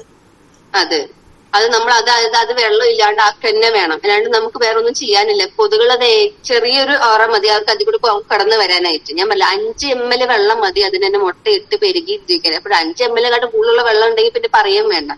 അതിങ്ങനെ നിങ്ങൾ കൊതുകല്ലേ, ഒന്നല്ല, കാര്യമില്ലല്ലോ, കാര്യമില്ല പറഞ്ഞിട്ട് കാര്യം. അങ്ങനെയാണ് ഈ ഡെങ്കി കേസുകൾ ഇത്രയും ദിനംപ്രതി വർദ്ധിച്ചുകൊണ്ടിരിക്കുന്നത് കേരളത്തിൽ. അതൊരു എപ്പിഡമിക് ആയി മാറാൻ കാരണം കൊതുക് ചെറിയതല്ലേ, അത് പരത്തുന്ന രോഗങ്ങൾ പക്ഷെ ഭയങ്കര ഏറ്റവും ഹോസ്പിറ്റലാവാം, ഡെഡ് ആവാം, ICU അഡ്മിഷൻ ആവാം. ഈ ഡെങ്കി കാരണം കൊണ്ട് തന്നെ ഭയങ്കര സീരിയസ് ആയിട്ട് പോലും രോഗികൾക്ക് കിടക്കാവുന്ന ചാൻസ് ഉള്ള രോഗമാണ്. നമ്മൾ കാര്യമാക്കേണ്ട ഒരു രോഗം തന്നെയാണ്, കാര്യമാക്കേണ്ട ഒരു ജീവി തന്നെയാണ് കൊതുക്. ഏറ്റവും ഇമ്പോർട്ടന്റ് ആയ സംഭവം ഉറവിട നശീകരണം തന്നെയാണ്. പിന്നെ നമുക്ക് ഓഡോമോസ് പോലത്തെ ക്രീമുകൾ തേക്കാം. പുറത്തേക്ക് ഇറങ്ങുമ്പോൾ വൈകുന്നേരങ്ങളിലോ പുലർച്ചെ നമ്മൾ ഇറങ്ങുകയാണെങ്കിൽ കൊതുകടി കേൾക്കാണ്ടിരിക്കാനായിട്ട് ഓഡോമോസ് പോലത്തെ ക്രീമുകളൊക്കെ ധരിക്കാം. പിന്നെ ഫുൾ സ്ലീവ് ഷർട്ടൊക്കെ ഇടാം. ഫുൾ സ്ലീവ് ഷർട്ടും പാന്റും അങ്ങനെ ഇടുമ്പോ പിന്നെ അതിനെ കടിക്കാനുള്ള നമ്മുടെ ശരീരത്തിലുള്ള സ്കിന്ന് എക്സ്പോഷർ കുറയും. അങ്ങനെ ഒരു ബാരിയർ വരുമ്പോൾ നമുക്ക് അതായത് ഡ്രസ്സിൽ വന്ന് കടിക്കാനുള്ള ചാൻസ് ഉണ്ടാവുള്ളൂ.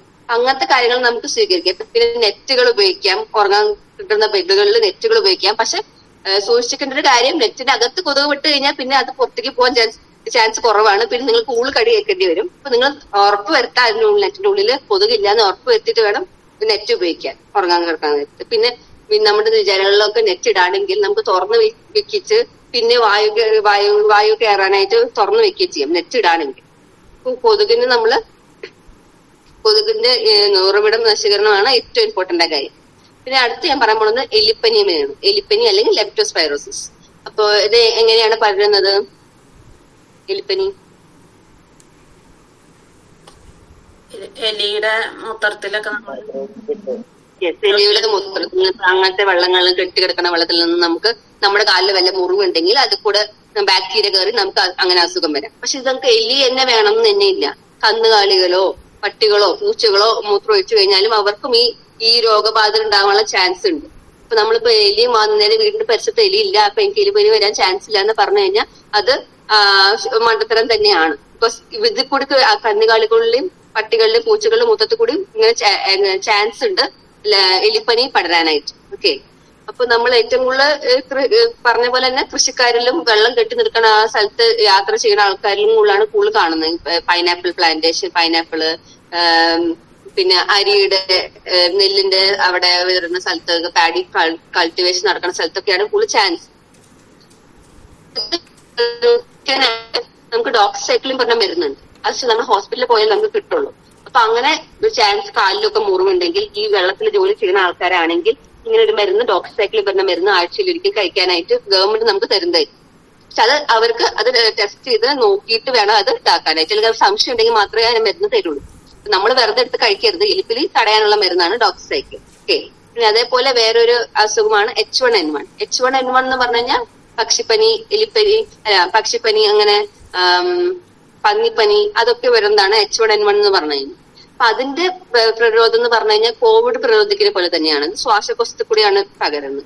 അപ്പൊ എന്തൊക്കെയാണ് കോവിഡ് നമ്മൾ എന്തൊക്കെ ചെയ്തിട്ടുണ്ടായിരുന്നു? കോവിഡ് സമയത്ത് പ്രതിരോധിക്കാൻ നമ്മൾ എന്തൊക്കെ മാർഗങ്ങളാണ് സ്വീകരിച്ചിട്ടുണ്ടായിരുന്നത്? കോവിഡ് പകരാതിരിക്കാനായിട്ട് മാസ്ക് ധരിക്കുക. Very good. പിന്നെ വെള്ളം തിളപ്പിച്ചൊക്കെ കുടിക്കുക. വെള്ളത്തിനെക്കാട്ടും കൂടുതൽ മാസ്ക് കഴിഞ്ഞ് കഴിഞ്ഞാൽ പിന്നെ കൈ കഴുകുക, കൈ സുരക്ഷിതമായി കഴുകുക. ഇത് 2 പോയിന്റ്സ് ആണ്, മാസ്ക് ധരിക്കലും കൈ കഴുകലും. മാസ്ക് ധരിക്കാൻ നമുക്ക് ചുമ ജലദോഷം എന്തെങ്കിലും ഉണ്ടെങ്കിൽ നമുക്ക് നമ്മളായതുകൊണ്ട് മറ്റവർക്ക് പകരാതിരിക്കാനും നമുക്ക് മറ്റൊരിൽ നിന്ന് കിട്ടാണ്ടിരിക്കാനും കൂടിയാണ് നമ്മൾ മാസ്ക് ധരിക്കുന്നത്. അപ്പൊ ഈ മാസ്ക് ഇപ്പൊ നമ്മള് പൊതുയിടങ്ങളിൽ പോകുമ്പോൾ കുറെ ആൾക്കാർ തിങ്ങി കിടക്കുമ്പോൾ ആർക്കൊക്കെയാണ് ചുമയും ജലദോഷം പനിയുള്ളത് നമുക്ക് ഒറ്റ നോട്ടത്തിൽ കണ്ടാൽ മനസ്സിലായി എന്ന് വരില്ല. അപ്പൊ അങ്ങനത്തെ സ്ഥലങ്ങളിൽ പോകുമ്പോൾ നമുക്ക് നമ്മുടെ സുരക്ഷയ്ക്ക് വേണ്ടി നമുക്ക് മാസ്ക് ധരിക്കുന്നത് നല്ലതായിരിക്കും. ഒരു സുരക്ഷാ കവചമായിരിക്കും. അതേപോലെ തന്നെ കൂടെ കൈ സോപ്പിട്ട് കഴുകാൻ ചാൻസ് ഉണ്ടെങ്കിൽ അത് കഴുകിയിരിക്കണം. സോപ്പ് ഉപയോഗിക്കാനുള്ള സമയം ഇല്ലെങ്കിൽ നമുക്ക് സാനിറ്റൈസർ എങ്കിലും കയ്യിൽ കരുതിയിരിക്കാം. ഓക്കെ, പൊതു സ്ഥലത്ത് പോകുമ്പോൾ സ്പെഷ്യലി വീട്ടിൽ കാട്ടുകൂടിയിരിക്കുമ്പോൾ പുറത്തേക്ക് പോകുമ്പോഴാണ് കൂടുതലും ഈ മാസ്കിന്റെയും ഈ കൈ കഴുകുന്ന കാര്യത്തിന്റെയും ഇമ്പോർട്ടൻസ് കൂടുന്നത്. ആൾക്കാർ കൂടി തിങ്ങി നിൽക്കുമ്പോൾ അപ്പോഴാണ് ഇങ്ങനത്തെ രോഗങ്ങൾ പകരാനുള്ള ചാൻസ് കൂടുതലാകുന്നത്. മനസ്സിലായോ? പിന്നെയാണ് ഈ കോളറ പോലത്തെ അസുഖങ്ങൾ, കോളറ, ഹെപ്പറ്റൈറ്റിസ്, ടൈഫോയിഡ് എന്നൊക്കെ പറഞ്ഞു കഴിഞ്ഞാൽ അതെങ്ങനെയാ പകരുന്നത്? തിളപ്പിച്ച വെള്ളം കുടിക്കാണ്ടിരിക്കുമ്പോൾ, ഇപ്പൊ നമ്മൾ ക്ലീൻ അല്ലാത്ത വാട്ടർ കുടിക്കുമ്പോഴാണ് ഇത് അസുഖം വരുന്നത്. അപ്പൊ നമ്മൾ തിളപ്പിച്ചാറിയ വെള്ളം മാത്രം ഉപയോഗിക്കുക. പിന്നെ ഇതേ തിളപ്പിച്ചാറിയ വെള്ളം തന്നെയാണ് പാചകം ചെയ്യാൻ ഉപയോഗിക്കേണ്ടത്. അതും കൂടി നോക്കണം നമ്മൾ.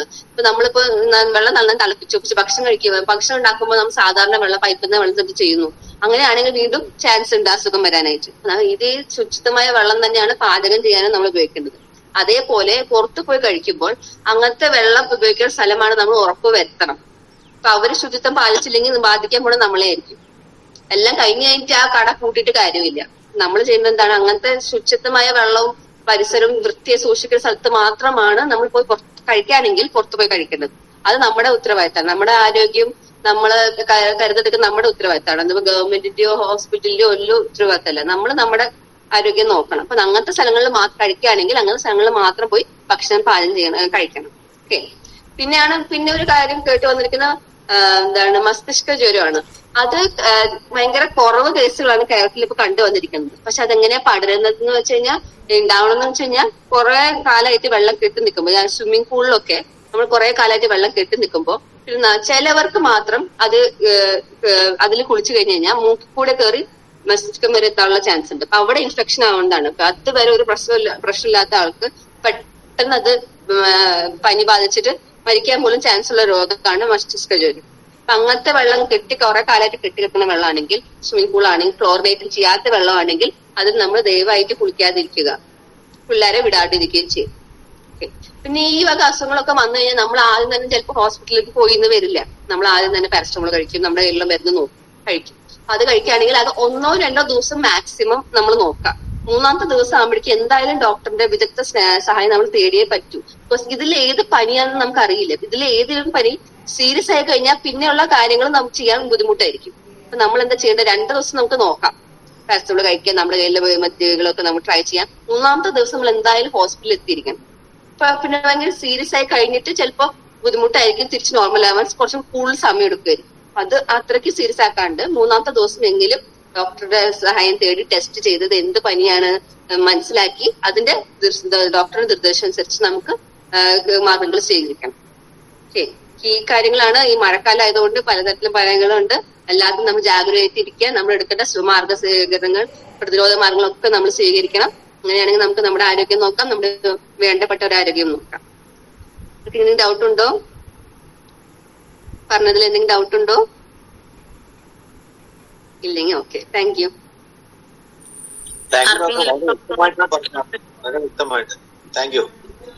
ഡോക്ടർ, ഒരു കാര്യം ചോദിക്കാനുണ്ടായിരുന്നേ. അപ്പൊ ആശുപത്രിയിൽ നിന്ന് ഗുളിക തരുമല്ലോ ഈ എലിപ്പനിക്കുള്ള കഴിക്കാനുള്ള? അതെ അതെ അതെ, നമ്മൾ കഴിക്കണം ആ ഗുളിക? യെസ്, അതെ. എലിപ്പനി എല്ലാവർക്കും ഒരേപോലെ ചാൻസ് ഇല്ല. അപ്പൊ അങ്ങനത്തെ വെള്ളങ്ങളിലും അങ്ങനത്തെ ജോലികളിൽ ഏർപ്പെട്ട ആൾക്കാണെങ്കിൽ ഡോക്ടർ അവിടുന്ന് ഡോക്സിസൈക്ലിൻ പറഞ്ഞ മരുന്ന് തരാണ്, നിങ്ങളത് കഴിക്കേണ്ടതാണ്, അത്യാവശ്യം തന്നെയാണ്. എലിപ്പനി സീരിയസ് ആവാനുള്ള രോഗം തന്നെയാണ്. അത് എത്രണ്ണം കഴിക്കണം?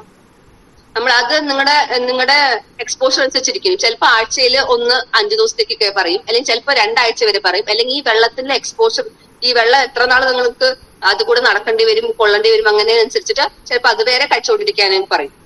അത് ഡോക്ടറിന്റെ റിസ്ക് അനുസരിച്ച്. ലോ റിസ്കിന് കഴിക്കണ്ട, മോഡറേറ്റ് റിസ്കിന് കഴിക്കണം, ഹൈ റിസ്കിന് കഴിക്കണം, അങ്ങനെയൊക്കെ ഒരു റിസ്ക് കാറ്റഗറൈസ് ചെയ്തിട്ടുണ്ട് അവർ. അപ്പൊ അതനുസരിച്ചിട്ടാണ്. അപ്പൊ മഴക്കാല പകർച്ചപ്പനിയെ പറ്റി വളരെ വ്യക്തമായിട്ട് ഞങ്ങൾക്ക് പറഞ്ഞു തന്ന ഡോക്ടറോട് ഒത്തിരി നന്ദി പറയാണ്. Thank you madam.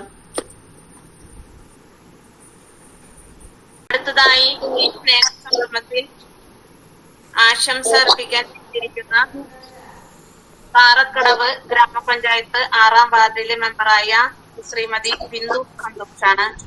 മെമ്പർ എന്റെ വാർഡിന്റെ മെമ്പറാണ്. അപ്പൊ അതുകൊണ്ട് എനിക്ക് ഒത്തിരി സന്തോഷമുണ്ട്. എന്റെ എല്ലാ കാര്യത്തിനും സപ്പോർട്ടായിട്ട് നിൽക്കുന്ന ഒരു മെമ്പറാണ്. ഞാൻ എന്താവശ്യം പറഞ്ഞാലും മെമ്പർ അത് ചെയ്യാൻ പറ്റില്ല എന്നൊരു കാര്യം പറയാറില്ല. എങ്ങനെയെങ്കിലും മെമ്പർ അത് എനിക്ക് സാധിച്ചു തരും. പിന്നെ വീൽ ചെയർ നാഷണൽ തലത്തില് കളിക്കാൻ പോയതിന് എനിക്ക് പഞ്ചായത്ത് തലത്തിലും ആദരവ് തന്നിട്ടുണ്ട്. കഴിഞ്ഞ ഞായറാഴ്ച എനിക്ക് വലിയൊരു സ്വീകരണം കിട്ടി. പറഞ്ഞ പോലെ വലിയൊരു സ്വീകരണമായിരുന്നു. അതിന് മുൻകൈ എടുത്തത് എന്റെ മെമ്പറാണ്. മെമ്പറിന് എന്റെ പേര് കൊടുത്തതും എല്ലാം ചെയ്തത്. അപ്പൊ അതിന് വേണ്ടിയിട്ട് ഞാൻ ഈ വേദിയിൽ വെച്ച് എന്റെ മെമ്പറിനോട് ഞാൻ ഒത്തിരി നന്ദി പറയാണ്. അപ്പൊ ആശംസ അർപ്പിക്കുന്നതിനായി ഒത്തിരി സ്നേഹത്തോടെ ബഹുമാനത്തോടെ മെമ്പറിനെ ഞാൻ ക്ഷണിക്കുന്നു. Welcome to thank you Liji. എന്നെ കേൾക്കാലോ? കേൾക്കാം. മഹത്തായി ചടങ്ങിന്റെ അധ്യക്ഷപദം അലങ്കരിച്ച് നമ്മളോട് സംസാരിച്ച ബഹുമാനപ്പെട്ട റവറന്റ് ഫാദർ സോളമൻ കടമ്പാട്ടുപറമ്പിൽ, അതുപോലെ ഉദ്ഘാടനം ചെയ്ത് നമ്മളോട് സംസാരിച്ച ഫാദർ ജിയോ കോട്ടവളി, നമ്മളോട് എല്ലാവർക്കും സ്വാഗതം ചെയ്ത എന്റെ വാർഡിലെ അംഗമാണ് എന്റെ പ്രിയപ്പെട്ട ലിജി. അതുപോലെ തന്നെ ഇന്നത്തെ ഈ സമകാലിക പ്രശ്നം, നമ്മളുടെ പനിയെ കുറിച്ചിട്ട്, പകർച്ചപ്പനിയെ കുറിച്ചിട്ട് വിശദമായിട്ട് ഒരു ക്ലാസ് തന്ന നമ്മുടെ അമല മെഡിക്കൽ കോളേജിലെ doctor Sandra madam, PRO Shri Pius KP, അതുപോലെ തന്നെ നന്ദി പറയാൻ നിയുക്തനായിട്ടുള്ള ശ്രീ സിജോ പറപ്പൂർ, എല്ലാത്തിനും ഉപരിയായിട്ട് നമ്മുടെ സ്നേഹമുള്ള ദർശന ക്ലബിന്റെ കുടുംബാംഗങ്ങളെ എല്ലാവർക്കും നമസ്കാരം. എല്ലാവരും ഞാനൊരു നല്ല ദിവസം നേരാണ്. കാര്യം സമയം ഉച്ചയായെങ്കിലും നല്ലൊരു ദിവസമാകട്ടെ നിങ്ങളുടെ ഞാൻ ആശംസിക്കുകയാണ്. എല്ലാവരും ഫുഡൊക്കെ കഴിച്ചിട്ടുണ്ടാവും. എല്ലാവരും ഹാപ്പി ആയിട്ടിരിക്കുകയാണെന്ന് കുറച്ചു പേരുടെ വീഡിയോ ഞാൻ കാണുന്നുണ്ട്. എല്ലാവരും സന്തോഷമായിട്ടിരിക്കാന്ന് ഞാൻ വിചാരിക്കുന്നു. ഓക്കെ, പിന്നെ നമ്മുടെ ക്ലബിനെ കുറിച്ച് പറയുകയാണെങ്കിൽ എന്നോട് ആശംസ പറയാനാ പറഞ്ഞത്. ഞാൻ കുറച്ച് നാളുകളായിട്ട് ലിജി വഴി നമ്മുടെ ദർശന ക്ലബിനെ കുറിച്ച് ഞാൻ അറിയുന്നുണ്ട്. ഒത്തിരി അതായത് എല്ലാവരുടെയും പ്രസംഗത്തിൽ പറയുന്ന ഒരു കാര്യമാണ് സമൂഹത്തിന്റെ മുഖ്യധാരയിലേക്ക് എത്തിക്കുക എന്ന് പറയുന്നുണ്ടെങ്കിലും എത്രമാത്രം നമ്മൾ പരിശ്രമിച്ചാൽ മാത്രമേ നമുക്ക് ആ മുഖ്യധാരയിലേക്ക് എത്താൻ സാധിക്കുകയുള്ളൂ. എത്ര പോയാലും ഇപ്പൊ നമ്മുടെ ഉദ്ഘാടനത്തില് നമ്മുടെ ഫാദർ സംസാരിച്ച പോലെ എല്ലാവരുടെ ജീവിതത്തിലും ഓരോ വീഴ്ചകൾ ഉണ്ടാകും എന്ന് പറഞ്ഞ പോലെ തന്നെ എന്റെ ജീവിതത്തിലും ഒരു വീഴ്ചയായിട്ടുണ്ടായിട്ടുണ്ട്. 2001 ഞാൻ വിവാഹിതയായി. 2007 എന്റെ ഹസ്ബൻഡിന് ഒരു ആക്സിഡന്റ് ഉണ്ടായി. ആൾക്ക് KSCB എല്ലാ വർക്കായിരുന്നു. ഷോക്ക് കിട്ടിയ ആള് വീണു, സ്പൈനൽ കോഡ് ഇഞ്ചുറി ആയി. ഇപ്പൊ അന്ന് തുടങ്ങി ഇന്ന് വരേക്കും ആള് കിടപ്പിലാണ്. സ്പൈനൽ കോഡ് ഇഞ്ചുറിയാണ്, കഴുത്തിന് താഴേക്ക് തളർന്നു പോയി. അന്ന് എന്റെ മോള് UKG പഠിക്കുന്നു, മകന് 2 വയസ്സ്. ഇന്നിപ്പോ എന്റെ മോള് BSc നഴ്സിംഗ് 4th ഇയർ ആണ്. എക്സാമിനോട് അടുത്തോണ്ടിരിക്കുന്നു. അവളിപ്പോ സ്റ്റഡി ലീവായിട്ട് വീട്ടിൽ വന്നിരിക്കുന്നു. മോൻ കമ്പ്യൂട്ടർ എഞ്ചിനീയറിംഗിൽ ചേർന്നു, 2nd ഇയറിലേക്ക് കടന്നിരിക്കുകയാണ്. അപ്പോ അന്നത്തെ ആ കാലഘട്ടം 2007 ആൾക്ക് ആക്സിഡന്റ് ഉണ്ടായിരുന്നത്. ഞാൻ നഴ്സിംഗ് പഠിച്ചതാണ്. കല്യാണം കഴിഞ്ഞു, നഴ്സിംഗ് ജോലിക്ക് പോയില്ല. മകൻ അംഗനവാടിയിൽ ചേർത്തിട്ട് ജോലിക്ക് പോകാതിരിക്കുന്ന സമയത്ത് മോന് 2 വയസ്സുള്ളപ്പോഴാണ് ഈ ആക്സിഡന്റ് ഉണ്ടാകുന്നത്. അന്ന് തുടങ്ങി. അന്ന് നമുക്കൊന്നും അറിയാത്ത കാര്യം, നഴ്സിംഗ് ഫീൽഡിൽ നമ്മൾക്ക് വൈഭവം ഉണ്ടെങ്കിലും ആളെ പരിചരിക്കാൻ നമുക്ക് പറ്റുമെന്നുണ്ടെങ്കിലും സമൂഹത്തിൽ ഇറങ്ങിയിട്ട് എന്ത് ചെയ്യണമെന്ന് ഒരു എത്തും പിടിയില്ലാത്ത ഒരാളായിരുന്നു ഞാൻ. ഒരു 31 പെൻഡി അടിക്കുമ്പോൾ തോന്നുന്നു. അപ്പൊ ഇതാണ് ഞാൻ ഫാദർ പറഞ്ഞ പോലെ എല്ലാവരുടെയും ജീവിതത്തിൽ വീഴ്ചയുണ്ടാവും എന്ന് കരുതി ആ വീഴ്ചയിൽ നിന്ന് നമ്മൾ അവിടെ കിടക്കല്ല വേണ്ടത്, ചാടിപ്പടഞ്ഞ് എഴുന്നേൽക്കാൻ നോക്കണം. നമ്മൾ എഴുന്നേൽക്കണം. നമുക്ക് വേണ്ട കാര്യങ്ങൾ നമ്മൾ തന്നെ നേടിയെടുക്കണം. ഒത്തിരി അന്നത്തെ പോലെയല്ല, ഇന്ന് ഇഷ്ടം പോലെ നമുക്ക് സാധ്യതകളുണ്ട്. അപ്പോ ഞാൻ ഓരോ സമയത്തും ആരെങ്കിലും ലിജി ആയാലും ലിജിയെ പോലുള്ള ഒരാളും, എന്റെ ഹസ്ബൻഡ് 80% ഡിസബിലിറ്റി ഉള്ള ആളാണ്. അപ്പോൾ എനിക്കറിയാൻ പറ്റും അങ്ങനെയുള്ളൊരു ഡിസബിലിറ്റി ഉള്ള കുടുംബത്തിൽ എത്രമാത്രം അവർ വിഷമിക്കുന്നുണ്ടാകും, എത്രമാത്രം ഇപ്പോ ഇന്നിപ്പം എന്റെ ഹസ്ബൻഡിന് വീൽ ചെയർ ഉണ്ടായിരുന്നു, ഞാൻ പുറത്തേക്ക് ഉന്തി കൊണ്ടുപോകുന്നായിരുന്നു. പക്ഷെ ഇപ്പൊ അത് ഇലക്ട്രിക് വീൽ ചെയറിലേക്ക് മാറി. അപ്പോൾ ആൾക്ക് ഒരു വിരല് വെച്ചിട്ട് പതിയെ നീക്കി കൊണ്ടുപോകാനൊക്കെ സാധിക്കും. ഒപ്പം ഞങ്ങളെ മക്കളാരെങ്കിലും ഉണ്ടെങ്കിലേ പോകുള്ളൂ, എങ്കിലും ആൾക്ക് ഞങ്ങളുടെ റോഡിലേക്ക് ഇറങ്ങാനും പുറത്തേക്ക് പോകാനും അങ്ങനെ സർക്കാർ കുറച്ച് സംവിധാനങ്ങളൊക്കെ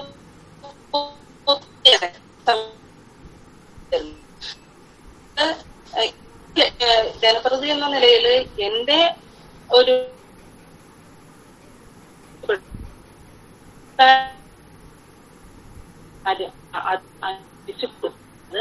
എന്താ പറയാ, ഒരാളാകാം. എന്തെങ്കിലും ചെയ്യാൻ പറ്റിയാല് ഈശ്വര ആ കിട്ടുന്ന ആള്, എനിക്കത് ഇന്ന ആള് കാരണം കിട്ടിയല്ലോ, സത്യത്തിൽ അത് ഞാൻ അതിനകത്ത് ഒരു മാർഗമാകുന്നേ ഉള്ളൂ.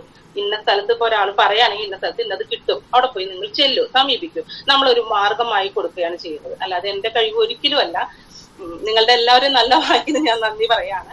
അപ്പം ഇപ്പൊ തന്നെ ഇപ്പൊ ഞാൻ ഒരു ഭാഗമായ പോലെ തന്നെ നമ്മുടെ മക്കൾക്ക് എല്ലാവർക്കും, ഭിന്നശേഷി മക്കൾക്ക് എല്ലാവർക്കും ഈ ദർശന ക്ലബിലൂടെ ഓരോരുത്തരായിട്ട് നമ്മുടെ അച്ഛന്മാര്, നമ്മുടെ ഫാദർ സോളമൻ, അതുപോലെ ഫാദർ ജിയോ കോട്ടോളി എന്ന് വേണ്ട, ഇപ്പൊ നിങ്ങൾക്ക് എന്തെങ്കിലും ഒരു മെഡിക്കൽ പരമായിട്ട് ഒരു അഭിപ്രായങ്ങൾ അറിയണം എന്നുണ്ടെങ്കിൽ നമ്മുടെ ഡോക്ടർ ഉണ്ട്, അതുപോലെ PRO പബ്ലിക് റിലേഷൻസ് ഓഫീസേഴ്സ് ഉണ്ട്. നമുക്ക് പറഞ്ഞു തരാൻ പല കാര്യങ്ങളും, പല സംഘടനകളും ഉണ്ട്, പല മാർഗങ്ങളും നമുക്ക് ഈ ദർശന ക്ലബിലൂടെ കിട്ടുന്നുണ്ട് അല്ലെ. ഇപ്പൊ ഓരോരുത്തരും ഞാൻ ഓരോ കാര്യം ചോദിക്കും, ലിജിയുടെ അടുത്ത് ചോദിക്കും, നിങ്ങൾ എങ്ങനെ പോയി നാഷണൽ നമ്മുടെ മത്സരത്തിന് വേണ്ടി പോയപ്പോ ഞങ്ങൾ ട്രെയിനിൽ പോയി, ഞങ്ങളുടെ കൂടെ ഇങ്ങനെ ആൾക്കാരുണ്ടായിരുന്നു. അപ്പോ ഞാൻ നിങ്ങളുടെ മത്സരം ഞാൻ കണ്ടു, പ്രാക്ടീസ് ചെയ്യുന്നത് വീഡിയോ ലിജി എന്നെ കാണിച്ചു തന്നു. എനിക്ക് നല്ല സന്തോഷം. ഞാൻ എന്റെ ഹസ്ബൻഡിനെ കാണിച്ചു കൊടുക്കും, ഇതേ നോക്കും ഇങ്ങനെ പോലെ. അപ്പൊ ആൾക്ക് ഒന്നും പറ്റില്ല, വിരലും ഇങ്ങനെ ചുരുണ്ടി വിരൽ കൊണ്ടും ഒന്നും ചെയ്യാൻ പറ്റാത്ത ഒരാളാണ്. അപ്പൊ വിഷമമൊന്നുമില്ല. അപ്പൊ ആദ്യം വിഷമം ഉണ്ടായിരുന്നു, പക്ഷെ ഇപ്പൊ കാണിച്ചു കൊടുക്കുമ്പോൾ ആൾക്ക് ഇഷ്ടമാണ്. ഞാനിതൊക്കെ കാണിച്ചു കൊടുക്കാണ്ട് എല്ലാ കാര്യങ്ങളും പറയാറുണ്ട്. അപ്പൊ ആളുടെയും ആഗ്രഹം അത് തന്നെയാണ്. അപ്പൊ മക്കളോടായാലും പറയും, മക്കളെ ഇനി വലുതായി ഒരു ശമ്പളമായി വരുമ്പോ ആരെങ്കിലും ഇങ്ങനെയുള്ളവരെ, അപ്പൊ എന്റെ മോനോട് പറഞ്ഞു, നല്ല വെയിറ്റ് ഉള്ള ആളാണ് മോൻ, ഫിസിയോതെറാപ്പി പഠിക്കണം. അപ്പൊ ഞങ്ങൾക്ക് എന്റെ ഹസ്ബൻഡിന് 1.5 വർഷം അടുപ്പിച്ച് ഫിസിയോതെറാപ്പി ചെയ്തു. അപ്പൊ എപ്പോഴും പറയും, മോനത് പഠിക്കണം, എന്നിട്ട് ആരെങ്കിലും ഇതുപോലെയുള്ള രോഗികളെയൊക്കെ മോൻ സഹായിക്കണം, എപ്പോഴും പറഞ്ഞു കൊടുക്കുന്ന കാര്യങ്ങളാണ്. അപ്പൊ ഞങ്ങൾക്കായാലും എനിക്കായാലും ഹസ്ബൻഡിന് ഒരാൾക്ക് ഒരു സഹായം ചെയ്തു കൊടുക്കാൻ ഭയങ്കര എല്ലാവർക്കും അങ്ങനെയൊക്കെ തന്നെയാണ്. കൂടുതലായിട്ട് ഞാൻ ഈ പറഞ്ഞ പോലെ എനിക്കറിയാം, ഞാൻ അനുഭവിച്ചത് കൊണ്ടായിരിക്കാം എന്ന് തോന്നുന്നു. എനിക്ക് കൂടുതൽ സ്നേഹമാണ്, ഇഷ്ടമാണ്. ഞാൻ ഈ കാര്യങ്ങൾ നിങ്ങളുടെ വീഡിയോസ് ലിജി എനിക്ക് അയച്ചു തരുന്നതെല്ലാം കാണാറുണ്ട്. കവിതാ പാരായണം, ഇന്നിപ്പോ ലിജിയുടെ ഒരു പുസ്തകം കുറിച്ചിട്ട് നമ്മുടെ ഹെലൻ കല്ലറിന്റെ പുസ്തകത്തെ കുറിച്ച് ലിജി വിശദീകരിച്ച് പറഞ്ഞു. അങ്ങനെയുള്ള കാര്യങ്ങളെല്ലാം ഞാൻ ശ്രദ്ധിക്കാറുണ്ട്. അപ്പം ഇപ്പൊ തന്നെ നമ്മുടെ ക്ലബ്ബ് എന്തെല്ലാം കാര്യങ്ങൾ, ക്രിക്കറ്റ് ടീം ഉണ്ട് എന്ന് പറഞ്ഞു, ശിങ്കാരിമേളം ഉണ്ട്, അതുപോലെ തന്നെ കവിതാ പാരായണം ഉണ്ട്, ട്യൂഷൻ ഉണ്ട്, നാടൻ പാട്ടിന്റെ, ചെസ്സിന്റെ, ഇതൊക്കെ നമുക്ക് അന്നത്തെ കാലത്ത് അപ്രാപ്യമായിരുന്ന കാര്യമാണ്. അത് നമ്മുടെ ദർശന ക്ലബ്ബാണ്. ആരെ നമുക്ക് ശരിയാക്കി തന്നെ നമ്മുടെ ക്ലബ്ബാ, നമ്മുടെ ദർശന, നമ്മുടെ കുടുംബാംഗങ്ങള് അല്ലെ, നമ്മുടെ ഫാദേഴ്സ്, ഇവരൊക്കെയാണ്. അപ്പൊ ഇത്രയും സൗകര്യം നിങ്ങൾക്ക് ഉണ്ടാക്കി തന്നത് നമ്മുടെ ഫാദേഴ്സ്, നമ്മുടെ ക്ലബ്ബാണ്. അപ്പൊ എപ്പോഴും നമ്മളല്ല, നമ്മുടെ മക്കളെല്ലാവരും, പിന്നെ ശേഷം മക്കള്, നമ്മുടെ കുടുംബത്തിലെ അംഗങ്ങളെല്ലാവരും അവരോടും ദൈവത്തിനോടൊപ്പം തന്നെ നമ്മുടെ ക്ലബിനോടും നമ്മുടെ ഈ സമിതിയുടെ ഈ സംഘടനയുടെ പുറകിൽ പ്രവർത്തിക്കുന്ന എല്ലാവരോടും നമ്മളെപ്പോഴും നന്ദിയുള്ളവരായിരിക്കണം, കൃതജ്ഞതയുള്ളവരായിരിക്കണം. ദൈവത്തോടൊപ്പം തന്നെ നമ്മൾ അവരെ കാണണം കേട്ടോ. എനിക്ക് പറയാനുള്ള കാര്യങ്ങൾ അതാണ്. അതുപോലെ തന്നെ ഇനിയും ഇപ്പൊ നാഷണൽ വരെ എത്തി നമ്മുടെ മത്സരങ്ങൾ, നമ്മുടെ മക്കൾ അതുവരെ എത്തി, ഇനിയും കൂടുതൽ പ്രവർത്തനങ്ങളിലേക്ക്, കൂടുതൽ ആക്ടിവിറ്റീസിലേക്ക് നിങ്ങൾക്ക് എത്താൻ കഴിയട്ടെ എന്ന് ഞാൻ ജഗദീശനോട് പ്രാർത്ഥിക്കുകയാണ്. അതുപോലെ തന്നെ ഇതിനു വേണ്ടി എനിക്ക് 2 വാക്ക് സംസാരിക്കാൻ ജനപ്രതിനിധികൾക്ക് ഉൾപ്പെടുത്തുന്നുണ്ടെന്ന് നിങ്ങൾ പറഞ്ഞു. അപ്പൊ ആ പ്രതിനിധികളിൽ ആദ്യത്തേതായിട്ട് എന്നെ ഇതിനകത്തേക്ക് ക്ഷണിച്ചതിന്, ഇതിന്റെ പുറകിൽ പ്രവർത്തിച്ച എല്ലാവരെയും ഞാൻ ഓർത്താണ്. എല്ലാവരോടും നന്ദി പറയാണ്. എല്ലാവിധ ആശംസകളും ദർശനയ്ക്ക് വേണ്ടിയിട്ട്, എല്ലാവിധ ആശംസകളും ദൈവം അനുഗ്രഹിക്കട്ടെ. എന്റെ മൗനമായ എന്ത് കാര്യങ്ങളുണ്ടെങ്കിലും ലിജി ആയിട്ടോ എന്തായിട്ടായാലും എങ്ങനെയായാലും ഞാൻ ചെയ്തു തരും. അപ്പൊ എല്ലാവർക്കും, നമ്മുടെ ക്ലബിനും നമ്മുടെ മക്കൾക്ക് എല്ലാവർക്കും എല്ലാവിധ ആശംസകളും ഞാൻ നൽകാണ്. Okay, thank you. ഞാൻ ലെഫ്റ്റ് ആയിക്കോട്ടെ കുറച്ച് കഴിയുമ്പോ. മാഡം വന്നതിന് ഒത്തിരി നന്ദി. ഞാൻ വിളിച്ചപ്പോ തന്നെ മാഡം യാതൊരു ഒഴിവുകളും പറഞ്ഞില്ല. അതിനെന്താ ലിജി ഞാൻ വരാലോ എന്നാണ് പറഞ്ഞു. അപ്പൊ ആദ്യത്തെ ഒരു മെമ്പറിന്റെ ഒരു സ്ഥാനം ഞാൻ അങ്ങടെ ആക്കി കൊടുക്കാതെ വിചാരിച്ച് അച്ഛനോടും പറഞ്ഞു, മറ്റു ഭാരവാഹികളോടും പറഞ്ഞു. അപ്പൊ മെമ്പർ അതിന് യാതൊരു തടസ്സവും പറയാതെ തന്നെ വന്നു. എനിക്ക് നന്ദി പറയുന്നതിനായി ശ്രീ സിജോൻ പർപൂറിനെ ഞാൻ ക്ഷണിക്കുന്നു. Welcome to screen. കേൾക്കാമോ? കേൾക്കാം. ഈ സ്നേഹസംഗമത്തില് എനിക്ക് ഇങ്ങനൊരു നന്ദി പറയാനായിട്ട് അവസരം തന്ന ദൈവത്തിനോട് ആദ്യമായിട്ട് ഞാൻ നന്ദി പറയുകയാണ്. നമ്മുടെ അധ്യക്ഷ പദം അലങ്കരിച്ച നമ്മുടെ സോളമൻ അച്ഛൻ നമ്മുടെ ദർശന ക്ലബ്ബ് ഡയറക്ടറാണ്. അതിനുപരിയായിട്ട് നമ്മളിലെ ഒരു എല്ലാവരെയും അറിയുന്നതും അതുപോലെ തന്നെ എല്ലാവരോട് സ്നേഹത്തോടെ പെരുമാറുന്നതുമായ, നമുക്ക് എല്ലാ കാര്യങ്ങളും ചെയ്തു തരാനായിട്ട് താല്പര്യം കാണിക്കുന്ന നമ്മുടെ സോളമൻ അച്ഛനെ സ്നേഹത്തോടെ നന്ദി പറയാണ്. പക്ഷെ അതിനോട് കൂടി ഒരു കാര്യം കൂടി ഞാൻ പറയാൻ ആഗ്രഹിക്കുകയാണ്. അച്ഛൻ പറഞ്ഞ ആ ഒരു, നമുക്ക് ഏത് നേതാക്കന്മാരെയും, അതായത് മതത്തിനേക്കാൾ ഉപരി നമുക്ക് ഏത് നേതാക്കന്മാരെയും നമ്മളെ കൊണ്ടുവരിക എന്ന് പറഞ്ഞ ആ ഒരു അതിനോട് ഞാൻ വളരെ യോജിക്കുന്നു. അതുപോലെ തന്നെ അച്ഛനോടുള്ള ഏറ്റവും സ്നേഹം നിറഞ്ഞ നന്ദി അറിയിക്കുകയാണ്. അടുത്തതായിട്ട് നമ്മുടെ ഉദ്ഘാടകനായിട്ട് വന്നത് റവറന്റ് ഫാദർ ജിയോ കോട്ടോളി അച്ഛനാണ്, CMI. അദ്ദേഹം സാഗർ ഭവൻ തൃശ്ശൂരിലെ വൊക്കേഷണൽ പ്രൊമോട്ടറാണ്.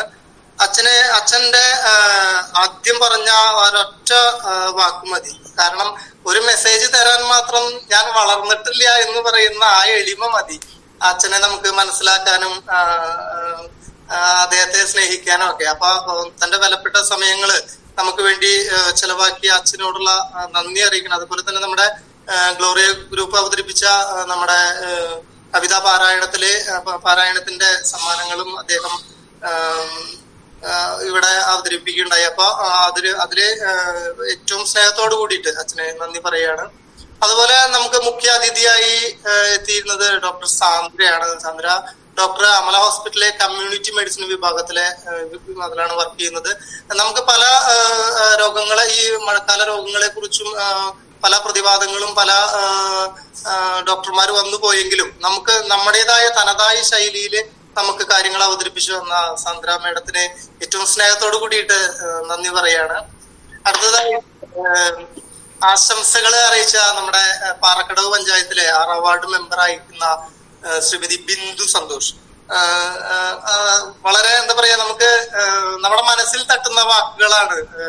അതുപോലെ തന്നെ പരിമിതികളിൽ നമ്മൾ ഉന്നതിയിലെത്തണമെങ്കിൽ നമ്മൾ പരിശ്രമിക്കണം എന്നും കൂടി പറയുന്നു. അതുപോലെ തന്നെ മനോഹരമായിട്ട് ചിരിച്ചുകൊണ്ടാണ് നമുക്ക് കാര്യങ്ങളൊക്കെ പറഞ്ഞു തന്നത്.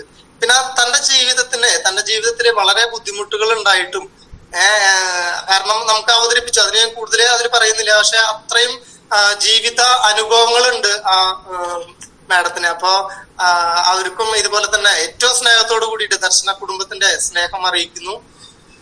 അടുത്തതായിട്ട് നമ്മുടെ അവതരണം നടത്തിയത് കുമാരി ലിജി അങ്കമാലി, ഏറ്റവും സ്നേഹത്തോടു കൂടി നന്ദി പറയുന്നു. പ്രാർത്ഥന അവതരിപ്പിച്ച കുമാരി മിനി പാവർട്ടി, സ്വാഗതം ചെയ്ത ജോസ് കൊരട്ടി, റിപ്പോർട്ട് അവതരിപ്പിച്ച കുമാരി ലീന MJ നാട്ടിക, അവരോടുള്ള ഏറ്റവും സ്നേഹം അറിയിക്കുകയാണ്. അതുപോലെ തന്നെ നമ്മുടെ ദർശനയുടെ പ്രസിഡന്റായ Shibin Harry, PRO Shri Pius KP, അതുപോലെ തന്നെ നമ്മുടെ ഏത് പ്രോഗ്രാമുകളിലും നമ്മുടെ ദർശനയോടുകൂടി ചേർന്ന് നിൽക്കുന്ന കുറെ വ്യക്തിത്വങ്ങളുണ്ട്. അതുപോലെ ലില്ലി ചേച്ചി, അതുപോലെ ജോസേട്ടൻ, അതുപോലെ കുറെ വ്യക്തിത്വങ്ങളുണ്ട്. അവര് ഇതിലൊക്കെ ഒരു സ്നേഹ സംഗമത്തിന്റെ ഒരു പ്രാധാന്യം നമ്മളിൽ കാണിക്കുകയും അതിന്റെ ഒരു അണുവിടവിടാതെ ഓരോ കാര്യങ്ങൾ ചെയ്തുകൊണ്ടിരിക്കുന്ന അവർക്കുള്ള ഏറ്റവും സ്നേഹം നിറഞ്ഞ നന്ദി അറിയിക്കുകയാണ്. അതുപോലെ തന്നെ ഏറ്റവും കൂടുതലായിട്ട് എനിക്ക് പറയാനുള്ളത് നമ്മുടെ സ്നേഹ സംഗമം വിജയത്തിലെത്തിക്കാനായിട്ട് നമ്മുടെ ഓരോ പ്രേക്ഷകരാണ്, അല്ലെങ്കിൽ നമ്മുടെ ഓരോ മെമ്പർമാരാണ്. അവരോടുള്ള ഏറ്റവും ബഹുമാനത്തോടു കൂടിയുള്ള സ്നേഹം ഒരിക്കൽ കൂടി അറിയിച്ചുകൊണ്ട് ആരുടെയും പേര് വിട്ടുപോയിട്ടുണ്ടെങ്കിൽ സദയം ക്ഷമിക്കണേ എന്ന് അഭ്യർത്ഥിച്ചുകൊണ്ട് എല്ലാവർക്കും ഒരിക്കൽ കൂടി നന്ദി പറഞ്ഞുകൊണ്ട് നിർത്തുന്നു. നന്ദി, നമസ്കാരം. Thank you Sijon. എല്ലാവർക്കും നന്ദി പറഞ്ഞ സിജോന് ഒത്തിരി നന്ദി.